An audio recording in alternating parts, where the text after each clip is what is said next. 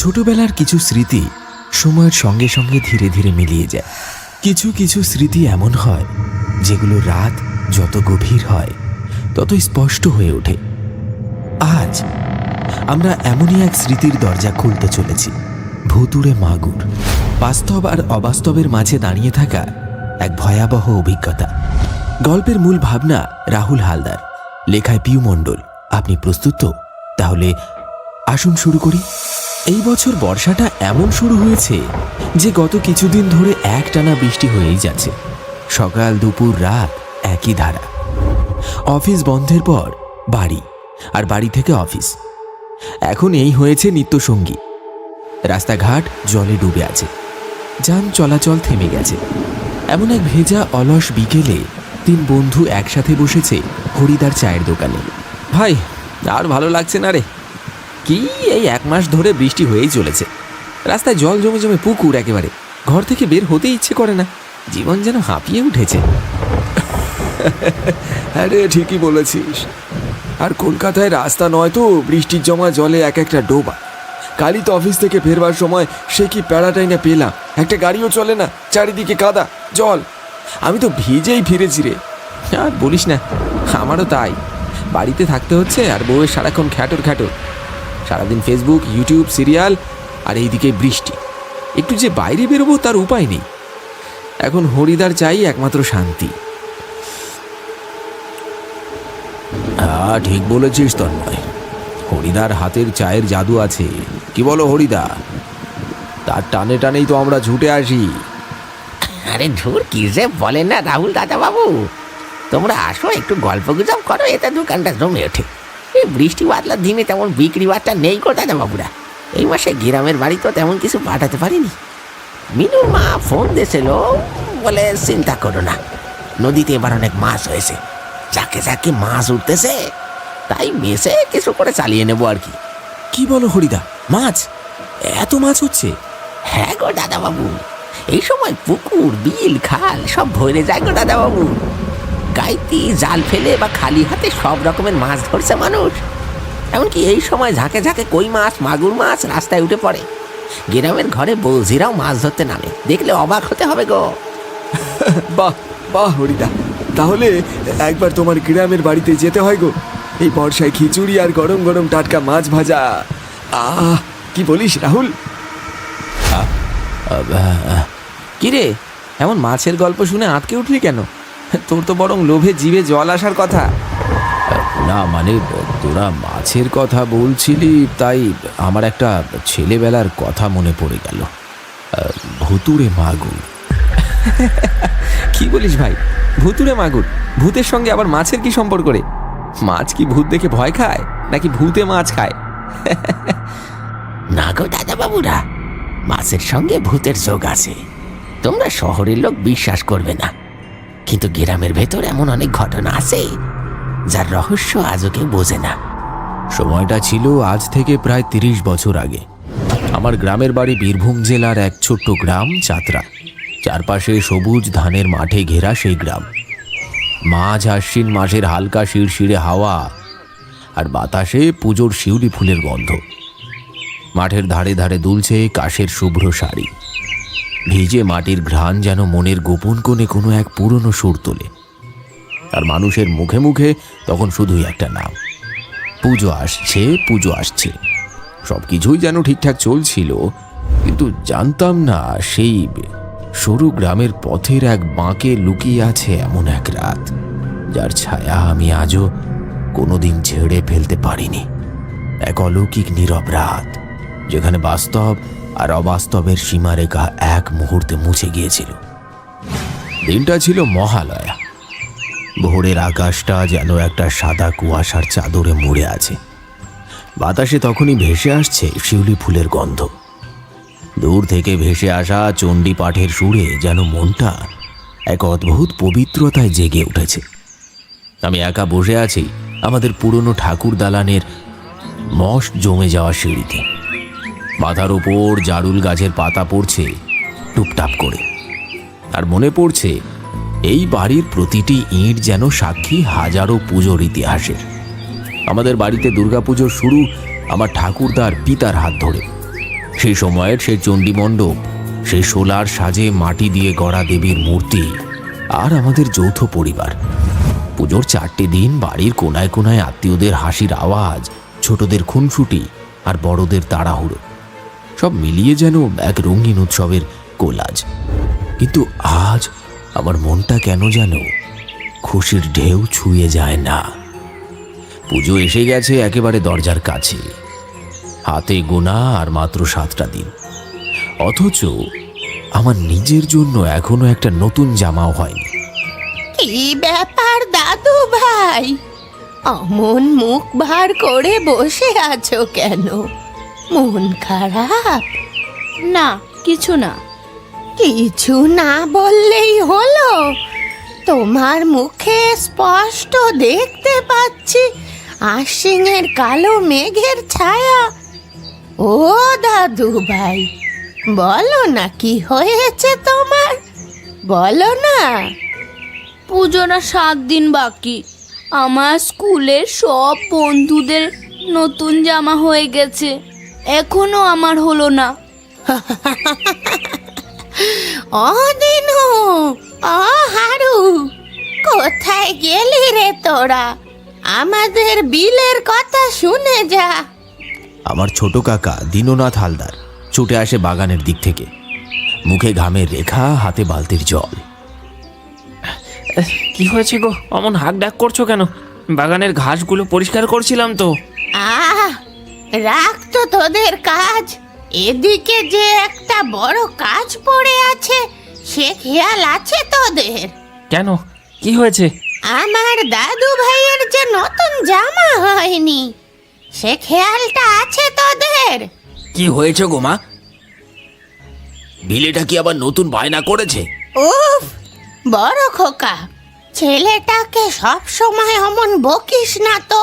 দেখছিস তোর ভয়ে কেমন লুকিয়ে আছে। দাদা ঠিকই তো, পুজো এসে গেল, এখনো আমাদের বিলের নতুন জামা হয়নি। এটা তো সত্যি খুব অন্যায়। ওকে বলে দে এবছর ওর পুজোর জামা হবে না। এবারে হাপিয়ালি পরীক্ষায় অঙ্কে কত পেয়েছে জিজ্ঞেস করতো ওকে। কোন মুখে ও নতুন জামার কথা বলছে? আহ, বড় খোকা, এখন এই সব বলিস না। মা দুর্গার আশীর্বাদে পুষ্পাঞ্জলি দিলে বার্ষিক পরীক্ষায় অঙ্কে 100-তে 100 পাবে। কি বলো দাদু ভাই? হ্যাঁ হ্যাঁ দাদা, মা একদম ঠিক বলেছে। বিলে এদিকে আয়, গাড়িটা বার করে ধুয়ে ফেলি। আমরা আজই যাব সোনার ঝুড়িতে, হাট বসেছে, নতুন জামা কাপড় কিনতে যাব। হ্যাঁ, ইয়ে, তুমি গাড়িটা বার করো কাকু, আমি এক্ষুনি মা আর কাকিমাকে বলে দিচ্ছি। ইয়ে ইয়ে। পাগল ছেলে একটা। দুপুরের খাওয়া দাওয়া সেরে আমরা বেরিয়ে পড়লাম সোনাঝুরির উদ্দেশ্যে। সাথে ছিল বাবা, মা, কাকা, কাকিমা আর আমি। আমাদের সেই পুরনো গাড়িটা ধাতব লাল রঙের, অর্ধেক রং উঠে গেছে, তবুও যেন পারিবারিক ঐতিহ্য। গ্রামের মেঠো রাস্তার আল ধরে কাকা গাড়ি চালাচ্ছিল, আর আমি বসেছিলাম তার পাশে। দুই পাশে সবুজ ধান খেত, মাঝে মাঝে জোঁকের মতো আঁকা বাঁকা জলকাদা পথ। আমাদের গ্রাম থেকে প্রায় 10 মাইল দূরে সোনাঝুরি, সেখানে বসে সপ্তাহান্তের হাট। শালবনের কোলে বসা সেই হাট যেন বর্ষার ভেতরেও এক আলাদা উৎসব। প্রায় ঘন্টা 2 পর আমরা পৌঁছালাম। চল চল, আগে বিলের জামাটা দেখে নি, তারপর নিজের জন্য একটা শাড়ি দেখব। হ্যাঁ বৌদি, আগে ছেলেরটা হোক, না হলে মন খারাপ করে বসে থাকবে আবার। এইটা মা, এই লাল কালারটা কেমন মা? ধুর পাগল, ওটা তো বড়দের সাইজ। এবার তোকে একটা হাফ শার্ট আর একটা প্যান্ট কিনে দিতে হবে। তুই আগে চুপচাপ দাঁড়া তো। চারিদিকে মানুষের ভিড়, কেউ দামাদামি করছে, কেউ জামা ধরে ধরে মাপ নিচ্ছে। সেই সময়ের হাটে এখনকার মতো ব্র্যান্ড ছিল না, ছিল শুধু রং, গন্ধ আর একটা খাঁটি গ্রামীণ উল্লাস। আমাদের পরিবারের হাতে খুব বেশি টাকা পয়সা ছিল না, তবুও মা কাকিমা মনের মতন করে দোকান ঘুরে ঘুরে জামা খুঁজে যাচ্ছিল। তখন আমার মনে এক আনন্দ। এই বিলে আয় তো, এই জামাটা কেমন লাগছে দেখ তো। এটা দারুণ মা, আমি এইটাই চাই। কততে দিচ্ছেন দাদা? আগে আপনাদের জন্য 25 টাকা, একদম খাঁটি কাপড়।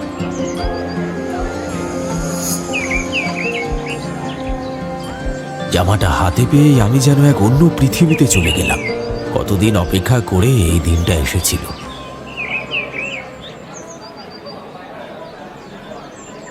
কি গো, তোমাদের হলো?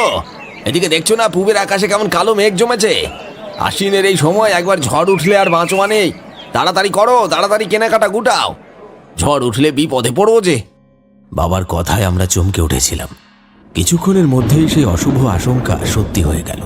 আকাশটা যেন কারো অভিশাপ নিয়ে ভেঙে পড়তে চাইছিল। হাটে মানুষের ভিড় ধীরে ধীরে ছত্রভঙ্গ হতে লাগলো। দোকানিরা মাল গুটিয়ে ফেলছে, কেউ কেউ প্লাস্টিকের নিচে জামা লুকিয়ে ফেলছে। আর আমরা সবাই তাড়াতাড়ি ছুটলাম গাড়ির দিকে। তাড়াহুড়ো করে যখন আমরা ফিরছি, কিছুটা পথই এসেছি, তখন ঝড় উঠল, যেন কাঁপিয়ে দিল চারিদিক।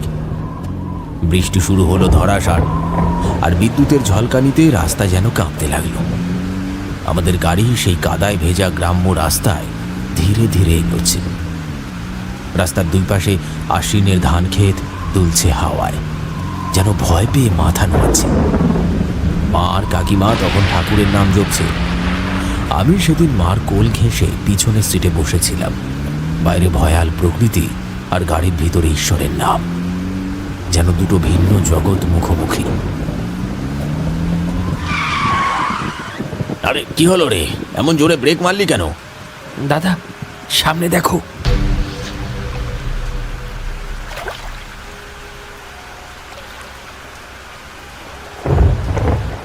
ওগুলো মাছ? এই রাস্তায় এতগুলো মাছ উঠলো কোথা থেকে? গাড়ির হেডলাইটে আমরা যা দেখলাম, আজও আমার শরীর শিউরে ওঠে তা ভাবলে। বিশাল বিশাল মাগুর মাছ উঠে আসছে রাস্তার মাঝখানে। একটা শরীর বেঁকে যাচ্ছে জলের ঢেউয়ের মতো, আরেকটার চোখে বিদ্যুতের আলো পড়তেই মনে হলো সেই চোখ যেন জ্বলছে।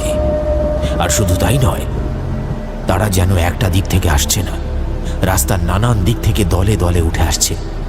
আর সেই মাছগুলো ছিল অস্বাভাবিক রকমের বড়, যেন এক একটা জীবন্ত অস্ত্র। এইরকম মাছ পেলে তো কেল্লা ফতে রে দাদা।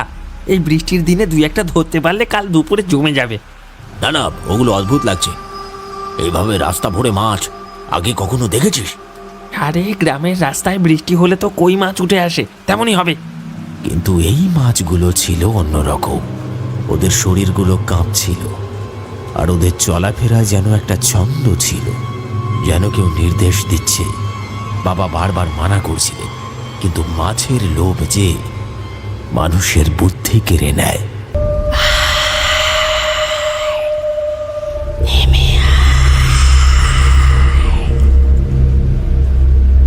কাকা গাড়ি থেকে নামলেন, এক হাতে একটা প্লাস্টিকের প্যাকেট। তিনি এগিয়ে গেলেন মাছগুলোর দিকে।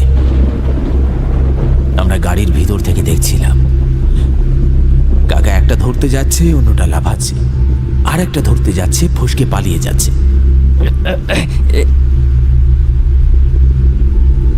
এই বড়টা ধরি। হ্যাঁ যা, ফসকে গেল। ওইটা ধরি। হ্যাঁ যা যা। কাকা যেন মাছ ধরার নেশায় পড়ে গেলেন। বারবার ঝুঁকে ধরছে, আবার ফসকে যাচ্ছে। কি আশ্চর্য! যত তিনি ধরার চেষ্টা করছেন, মাছের সংখ্যা যেন বেড়েই চলেছে। চারিদিকে শুধু মাগুর মাছ, পিচ্ছিল কালো শরীর কাবে কাদা গড়িয়ে পড়ছে। আর তাদের মাথার দুপাশ থেকে লম্বা লম্বা সুরগুলো নড়ে উঠছে, যেন যেন জীবন্ত আঙুল। বিদ্যুৎ চমকালে এক একটার চোখে লালচে আলো জ্বলে ওঠে, যেন কেউ ভেতর থেকে তাকাচ্ছে। যেন আকাশ কাঁদছে, কিন্তু কাকা শুনছেন না কিছুই। তিনি জল কাদা মাখা রাস্তায় নেমে পড়েছেন। একবার হাঁটু গেড়ে বসছেন, আবার উপর হয়ে মাছ ধরছেন, কিন্তু একটাও ধরতে পারছেন না। এক একটা মাছের সুর যেন তার আঙুলে জড়িয়ে আবার ফসকে যাচ্ছে। কাকা একবার তো চিৎকার করে বললেন, এটা আমাকে পেঁচিয়ে ধরলো গো। কিন্তু আমরা কিছুই স্পষ্ট দেখতে পাচ্ছিলাম না। কাদা, জল আর মাছের মাঝখানে কাকা যেন নিজের হুঁশ হারিয়ে ফেলেছেন। মাছগুলো পেছনে ফেলে ধরতে গিয়ে তিনি পাগলের মতো ছুটে চলেছেন, পিছলে গিয়ে পড়ছেন, আবার উঠে দৌড়াচ্ছেন। তুই ধরতে পারলি একটাও? অনেক হয়েছে, এবার আয়, ওঠ, গাড়িতে ওঠ, এখনই চল। কিছু বুঝতে পারছি না দাদা, এই মাছগুলো যেন আমার দিকে তাকিয়ে আছে। তুই আবার শুরু করলি, ওঠ, গাড়িতে ওঠ, এখনই চল। দাদা, আমি বাড়ি যেতে পারছি না, এই মাছগুলো আমাকে ঘিরে ফেলছে। বাবা হঠাৎ রেগে গাড়ি থেকে নেমে পড়লেন। যাওয়ার আগে স্পষ্ট বলে গেলেন, এই কেউ গাড়ি থেকে নামবি না। মা আমাকে নিজের বুকের কাছে শক্ত করে টেনে ধরলেন। বাবা এগিয়ে গেলেন কাকার দিকে, আর তখনই আমরা গাড়ির ভিতর থেকে দেখতে পেলাম সেই মাছগুলো একটার পর একটা সেনাবাহিনীর মতো সোজা হয়ে দাঁড়িয়ে গেছে। তাদের পিচ্ছিল কালো শরীরে ঝলসে উঠছে বিদ্যুৎ, আর আর সুরগুলো যেন সাপের মতো কিলবিল করছে, চোখগুলো লাল জ্বলে উঠছে যেন রক্তচার। আর মুহূর্তেই ওরা হামলা করলো। বাবা আর কাকার মুখ থেকে একসাথে ভেসে এলো চিৎকার।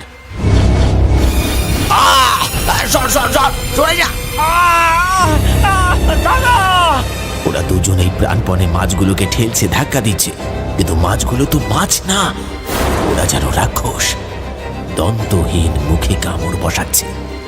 আর কটা পাখনার ধারালো কোন গায়ে লাগতে রক্ত চুইয়ে পড়ছে। তারা যেন মানুষের তাজা রক্তে নিজেদের বাসনা পূর্ণ করছে। মা আর কাকিমা ভয় আর আতঙ্কে কান্না জুড়ে দিলেন। মা আমার মাথা জড়িয়ে ধরে বললেন, ঠাকুর বাঁচাও আমাদের, ঠাকুর আমাদের বাঁচাও। এ কি হলো, এ কি হয়ে গেল? বাইরে থেকে ভেসে আসতে থাকলো কাকার বাবার চিৎকার। সরে যা, সরে যা। দাদা, দাদা তুমি সরে এসো, কামড় দিচ্ছে। গাড়ির হেডলাইটে দেখি বাবা কাকা প্রাণপণে দৌড়ে আসছে আমাদের দিকে, আর পিছনে ছুটছে সেই মৃত্যুর দল। জল কাদা ভেঙে মাছগুলো লাফাচ্ছে ওদের পেছনে, যেন কেউ ওদের নিয়ন্ত্রণ করছে। এই সময় কাকা আর বাবা হাঁপাতে হাঁপাতে গাড়ির দুই দিক দিয়ে দরজা খুলে ঢুকে পড়লেন।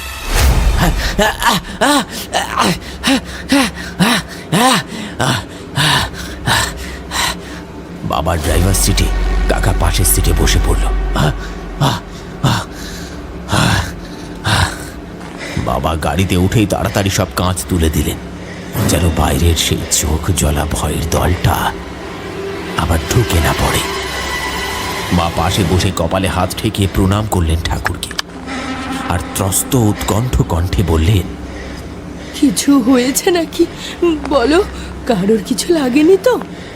আমি ধীরে ধীরে কাকার দিকে তাকালাম, তারপর নিচু হয়ে চমকে উঠলাম। কাকার পা থেকে টুপটুপ করে রক্ত পড়ছে, মাছের কাঁটার মতো কিছু দাগ, যেন চামড়া ফুঁড়ে রক্ত বেরিয়ে আসছে। বাবার হাতও দেখি কাটা, একটা লম্বা লাল দাগ, মাংস ছুঁয়ে গেছে, কিন্তু কেউ কিছু বলছে না, সবাই স্তব্ধ। গাড়ির ভেতর শুধু আমাদের নিঃশ্বাসের শব্দ আর গরমে ধোঁয়াটে জানালার কাঁচ। বাইরে তখনও বৃষ্টি ঝরছে, কিন্তু আশ্চর্য, গাড়ির আলোতে সামনে দেখি মাছগুলোর কোনো চিহ্ন নেই, যেন তারা কখনো ছিলই না, অথবা তারা অপেক্ষা করছে আরো কিছু নেওয়ার জন্য। কিছুক্ষণ পর মনে হচ্ছিল সেই বিভীষিকা থেকে যেন রক্ষা পেয়েছি আমরা। বাবা কাকাকে বললেন, তুই বস, আমি গাড়ি চালাচ্ছি। কাকা কোনো উত্তর দিলেন না, শুধু মাথা নাড়লেন। চোখে এক হতাশা, যেন মৃত্যুর মুখ থেকে বেঁচে ফিরে এসেছে, যেন একটু আগে বাবার মানা করাটা শুনলেই ভালো করতেন। ধীরে হাতে বাবা চাবি ঘোরালেন, একবার, দুবার, কিন্তু গাড়ি স্টার্ট নিচ্ছে না। দেখি গাড়ি স্টার্ট নিচ্ছে না কেন, এ কি হচ্ছে? গাড়ির হেডলাইট টিম টিম করে জ্বলছে, নিভছে, জ্বলছে। একটা অদ্ভুত শীতলতা যেন চারপাশ ঘিরে ধরেছে। বৃষ্টি থেমেছে। জানালার বাইরে তখন কুয়াশার ফাঁক দিয়ে হঠাৎ আমরা দেখতে পেলাম একটা শুঁড় গাটা ছমছমে করে তুলল। সেই সুরটা যেন হাওয়ায় ধীরে ধীরে উঠছে, আর ঠিক তার পিছনেই এক বিশাল মাগুর মাছ, চোখ লাল, মাথা বড়, শরীর বিচ্ছিন্ন, আর তার সুরগুলো যেন রক্ত পিপাসু দানবের মতো গাড়ির দিকে এগিয়ে আসছে। একটা মাগুর মাছ, না মাগুর না, দানব, বিশাল মাথা, লাল চোখ, আর সেই সুরগুলো যেন জ্যান্ত কিছু খুঁজছে, যেন এই গাড়ির ভেতরেই তাদের পরবর্তী আহার লুকিয়ে আছে। আর তখনই একটা মাছ কাছে ধাক্কা মারতে থাকে, যেন তারা বুঝে গেছে আমরা আর বেরোতে পারবো না। গাড়ির চারপাশে তখন মাগুর মাছের তাণ্ডব, তারা যেন একসাথে গর্জন করে ধাক্কা দেয়, কাঁচ ফেটে যাচ্ছে। পেছন থেকে যেন কেউ গাড়ির ছাদে উঠে পড়েছে, আমাদের গাড়ি মাছেদের ধাক্কায় নড়ে যাচ্ছে, মাছগুলো চারিদিক ঘিরে ফেলছে। কাছে ধাক্কা, ছাদে ঝাঁপ, এ যেন মরণ ফাঁদ। ভগবান, ভগবান বাঁচাও আমাদের, ওরা তো আমাদের খেয়ে ফেলবে। মা আমায় শক্ত করে জড়িয়ে ধরলেন। আমি শুধু চোখ বন্ধ করে বললাম, এবার শেষ। আর তখনই দূরে কোথাও থেকে শোনা গেল একটা রেলগাড়ির হুইসেল। সেই হুইসেলের আওয়াজ আসতেই মাছগুলো থেমে গেল। কেউ একটা ছায়া যেন পেছন ঘুরে মিলিয়ে গেল। আমরা দেখতে পেলাম একটা একটা করে মাছগুলো অদৃশ্য হয়ে যাচ্ছে, যেন কোনো অভিশপ্ত শক্তি হার মেনে সরে যাচ্ছে। বাবা এক মুহূর্ত দেরি না করে আবার গাড়ি স্টার্ট দিলেন। এইবার গাড়িটা স্টার্ট নিল।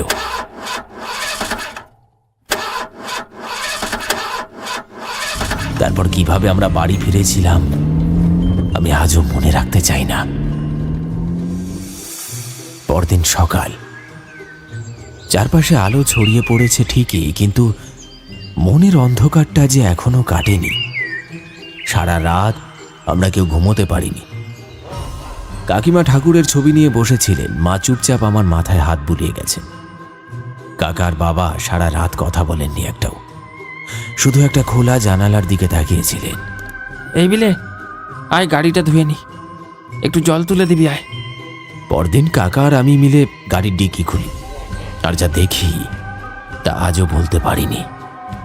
আমি এগিয়ে গেলাম, কাকা হাত রাখলেন ডিকির ঢাকনার ওপর, তারপর খুলে ফেললেন, আর আমরা দেখলাম ভেতরে গাদা গাদা মরা মাগুর মাছ, রক্তের দাগ মাখা। কিছুর সুর কেটে গেছে, একটা মাছের চোখ এখনো অর্ধেক খোলা, আর যেন চেয়ে আছে আমার দিকেই।